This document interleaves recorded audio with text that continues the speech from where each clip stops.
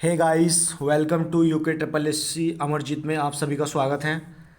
तो कुछ उत्तराखंड से संबंधित हमें क्वेश्चन देखने हैं आज, जो उत्तराखंड से संबंधित होंगे, जो आपकी जो है आगामी परीक्षाओं में आने की संभावना बन सकती है वहाँ से। और इसमें पहला क्वेश्चन जो दे रखा है वो देखते हैं क्या कहता है पहला क्वेश्चन। तो पहला क्वेश्चन अभी हाल फिलहाल में एग्जाम हुआ था, प्रवक्ता स्क्रीनिंग का। तो वहाँ से सीधा सीधा क्वेश्चन बनाया, तो देखते हैं क्या कहता है। उत्तराखंड में भू अभिलेखों के लिए कौन सा सॉफ्टवेयर बनाया गया है। तो उत्तराखंड में भू अभिलेखों के लिए कौन सा सॉफ्टवेयर बनाया गया है, तो इसका आंसर क्या हो जाएगा, देवभूमि। सीधा सीधा अभी क्वेश्चन बनाने वाला प्रवक्ता वाले में राज्य लोक सेवा आयोग के अंतर्गत, सीधा सीधा। इसी क्रम में क्वेश्चन नंबर अगला देखते हैं। क्वेश्चन नंबर 2 क्या कहता है कि उत्तराखंड की तहसीलों में निवास, उत्तराखंड में तहसीलों में निवास, आय, हैसियत, चरित्र, जाति आदि प्रमाण पत्र बनाने के लिए शुरू की गई सेवा का क्या नाम है। तो क्या नाम है इस सेवा का, तो इसका आंसर क्या हो जाएगा हमारा, पंडित दीनदयाल उपाध्याय जन आधार ई सेवा। तो मतलब जब तहसील आपके प्रत्येक फील्ड में क्षेत्र में तहसील होगी, तो उसमें जो आपको निवास में आय, हैसियत, चरित्र, जाति आदि जो प्रमाण पत्र बनाने होंगे, उसकी एक योजना स्टार्ट की गई है। तो उसका नाम क्या होगा, पंडित दीनदयाल उपाध्याय जन आधार ई सेवा। ठीक है, क्वेश्चन 2 होगा। इसी क्रम में क्वेश्चन नंबर 3 क्या कहता है वो देखते हैं। तो क्वेश्चन नंबर 3 क्या कहता है देखना होगा हमें। तो क्वेश्चन नंबर 3 कहता है उत्तराखंड का पहला साइंस पार्क कहाँ स्थापित किया गया है। तो उत्तराखंड का पहला साइंस पार्क कहाँ स्थापित किया गया है, तो इसका आंसर क्या हो जाएगा हमारा, झांझरा देहरादून में। झांझरा देहरादून में पहला साइंस पार्क स्थापित किया गया है। और झांझरा कहाँ आता है हमारा, तो आपको पता है झांझरा कहाँ आता है, हमारा दून में झांझरा आता है। तो झांझरा देहरादून में। इसी क्रम में क्वेश्चन नंबर 4 क्या कहता है कि उत्तराखंड के आंचलिक साहित्यकार कौन है। तो इसका आंसर क्या हो जाएगा, आंचलिक साहित्यकार श्लेष मटियानी। और श्लेष मटियानी का जो जन्म हुआ था वो हमारा 1931 में हुआ था। और कहाँ हुआ था ये, हमारा अल्मोड़ा में। कहाँ हुआ था हमारा ये, अल्मोड़ा में इनका जन्म हुआ था। और इनका जो वास्तविक नाम था वो क्या था, रमेश चंद्र मटियानी। क्या नाम था इनका, रमेश चंद्र मटियानी, इनका ये वास्तविक नाम था। और जन्म हुआ इनका 1931 में। ये यहाँ से याद इतना रखेंगे। ठीक है, इसी क्रम में क्वेश्चन नंबर 5 क्या कहता है। क्वेश्चन नंबर 5 कहता है कि केदारनाथ के लिए पैदल मार्ग कहाँ से प्रारंभ होता है। तो इसका आंसर क्या हो जाएगा हमारा, गौरीकुंड से पैदल मार्ग प्रारंभ हो जाता है केदारनाथ के लिए। और कहाँ है गौरीकुंड, हमारा ये रुद्रप्रयाग में। केदारनाथ मंदिर हमारा कत्यूरी शैली में निर्मित है, कत्यूरी शैली में निर्मित है। ठीक है, और कहाँ हमारा ये, रुद्रप्रयाग में केदारनाथ मंदिर। इसी क्रम में क्वेश्चन नंबर 6 देख लेते हैं। क्वेश्चन नंबर 6 क्या कहता है, बड़ी इंपॉर्टेंट किताब है ये, कि उत्तराखंड में कूली बेगार प्रथा प्रयुक्त कूली बेगार प्रथा पुस्तक के लेखक कौन है। तो इसका आंसर क्या हो जाएगा, doctor Shekhar Pathak.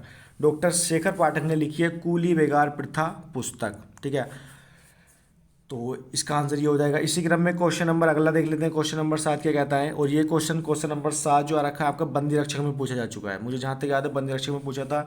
Himalayan institute of hospital trust किस व्यक्ति के नाम पर है। हिमालयन इंस्टीट्यूट हॉस्पिटल ट्रस्ट किस व्यक्ति के नाम पर, तो इसका आंसर क्या हो जाएगा, स्वामी राम। और कहाँ ये, दून में है शायद, ये दून में। ठीक है, इसी क्रम में क्वेश्चन नंबर अगला क्या कहता है। क्वेश्चन नंबर अगला कहता है कि गांव को जानने के लिए संचालित अस्कोट आराकोट यात्रा किस संस्था द्वारा प्रारंभ की जाती है। तो किसके द्वारा प्रारंभ की जाती है, पहाड़ द्वारा।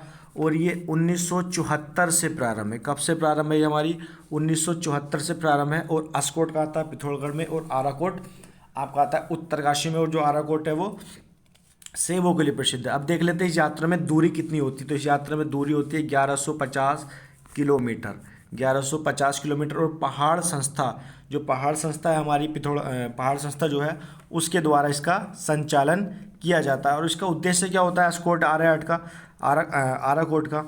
तो इसका उद्देश्य होता है कि गाँव को जानने के लिए, गाँव को एक पूरा का पूरा भ्रमित करने के लिए पैदल यात्रा होती है 1150 किलोमीटर की। ठीक है, 1150 किलोमीटर की। इसी क्रम में क्वेश्चन नंबर 9 देख लेते हैं। क्वेश्चन नंबर 9 क्या कहता है, कह रहा है कि वीर गब्बर सिंह नेगी को विक्टोरिया क्रॉस पुरस्कार से कब सम्मानित किया गया। तो 1915 में करा गया। ठीक है, और कब करा गया ना, मरणोपरांत, जैसे इनकी मृत्यु हो उसके पश्चात 1915 में इन्हें करा गया। अब एक चीज़ और जान लेते हैं। ठीक है, बी इनसे संबंधित। तो इनसे संबंधित एक चीज़ और क्या है, इन्हीं के याद में 21 अप्रैल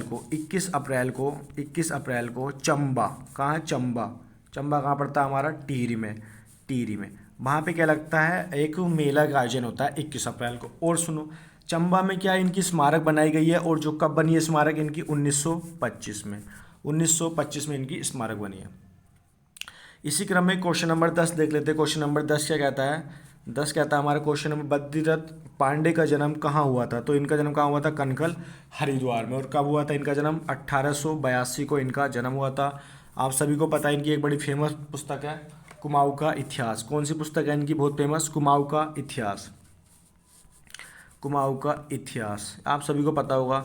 और एक चीज़ का और ध्यान रखना, इन्होंने कहाँ लिखी थी, ये बरेली जेल में लिखी थी, बरेली जेल में लिखी थी। और किस टाइम पीरियड में लिखी थी, फैक्ट बताता हूँ आपको एक दो हटके, 1937 में लिखी थी, 1937 में लिखी थी इन्होंने कुमाऊँ का इतिहास। और इनकी एक पुस्तक और है, अभी तक तो आपने ये पता होगा, मैं एक और बताता हूँ आपको। इनकी पुस्तक का नाम क्या है, कुमाऊँ की रस्म। क्या नाम है, कुमाऊँ की रस्म, कुमाऊँ की रस्म भी इन्होंने लिखी है। किसने, बद्रीदत्त पांडे ने। और इन्हें क्या कहा जाता है, कुमाऊँ केसरी। ठीक, इसी क्रम में क्वेश्चन अगला कहता है कि अल्मोड़ा अखबार, अगला क्वेश्चन देख लेते हैं। अल्मोड़ा अखबार के प्रथम संपादक कौन थे। तो कौन थे, बुद्धि वल्लभ पंत। अल्मोड़ा अखबार कब निकला, 1871 में। ये किसके द्वारा निकाला गया, तो ये निकाला गया किसी व्यक्ति के द्वारा नहीं, इसके प्रथम संपादक तो बुद्धि वल्लभ पंत बने, ठीक बात। लेकिन जब ये 1870 में निकला तो ये अल्मोड़ा में डिबेटिंग क्लब द्वारा निकला, डिबेटिंग क्लब के द्वारा, डिबेटिंग क्लब के द्वारा ये अखबार आपका निकला था अल्मोड़ा से 1871 में। ठीक है, बहुत फैक्ट है अल्मोड़ा अखबार से संबंधित, तो क्वेश्चन यहाँ से लेता ही आयो। अगला क्वेश्चन देख लेते हैं। अगला क्वेश्चन क्या कहता है, अगला क्वेश्चन कहता है कि अल्मोड़ा अखबार का प्रकाशन कब शुरू हुआ। तो कब हुआ, 1905 में। किसने करा, विशंबरदत्त चंदोलन। ये क्वेश्चन भी ठीक है, ARO में पूछा जा चुका है एक दो बार। ठीक है, कहाँ से, विशंबरदत्त चंदोलन है। इसी क्रम में क्वेश्चन नंबर अगला क्या कहता है, क्वेश्चन नंबर अगला देख लेते हैं। कहता है कि गढ़वाल मंडल के कितने जिले कुमाऊं मंडल की सीमा को स्पर्श करते हैं। तो 2 जिले हैं, चमोली और पौड़ी। अब देखो ये गैरसैंण इसमें एक नया जनपद बना दिया, तो पता नहीं यहाँ से फैक्ट बने नहीं बने, क्योंकि अब कुछ चर्चाओं में आ रहा है कि गैरसैंण मंडल को स्थगित करा जाएगा। अब जो भी बनेगा तो खास क्वेश्चन तो इतना हुआ नहीं, लेकिन चलो एक बार और इस पर प्रकाश डाल लेते। कहता है कि गढ़वाल मंडल के कितने जिले हैं जो कुमाऊं मंडल को टच करते हैं। तो गढ़वाल मंडल का एक तो चमोली हो गया, चमोली इधर बागेश्वर पे थोड़ा साइड को टच करता होगा, और एक पौड़ी हो गया, पौड़ी इधर से टच करता होगा नैनीताल वाले साइड को। अगला क्वेश्चन क्या कहता है, अगला क्वेश्चन कहता है कि कॉर्बेट नेशनल पार्क में कौन सी नदी बहती है। तो आपको पता होगा इसका जो पहला नाम था, कॉर्बेट नेशनल पार्क का जो पहला नाम था, तो रामगंगा नेशनल पार्क भी था। ठीक है, जो कब रखा गया था, 1954 में रखा गया था। तो इसका जाहिर सी बात है नदी बह रही होगी वहाँ पे, तो उसी के नाम पे से उपलब्धि दे दी होगी है। ठीक है, कॉर्बेट राष्ट्रीय पार्क, इसका क्षेत्रफल देख ले तो 520। ठीक है, 520, आगे भी कुछ है समथिंग, मुझे याद नहीं आ पा रहा। और नैनीताल और पौड़ी जिले में फैला हुआ, आप सभी को पता होगा। और कॉर्बेट का प्रवेश द्वार काला डूंगी को कहा जाता है। ठीक है, कॉर्बेट का प्रवेश द्वार। और 1973 में यहाँ पे बाघों से, टाइगर रिजर्व, बाघों से संबंधित एक योजनाएं लागू की गई। तो ठीक है गाइस, देखते हैं हम अगली सीरीज में। अगर किसी क्वेश्चन के लिए त्रुटिवश हुआ तो उसके लिए मैं क्षमा चाहता हूँ।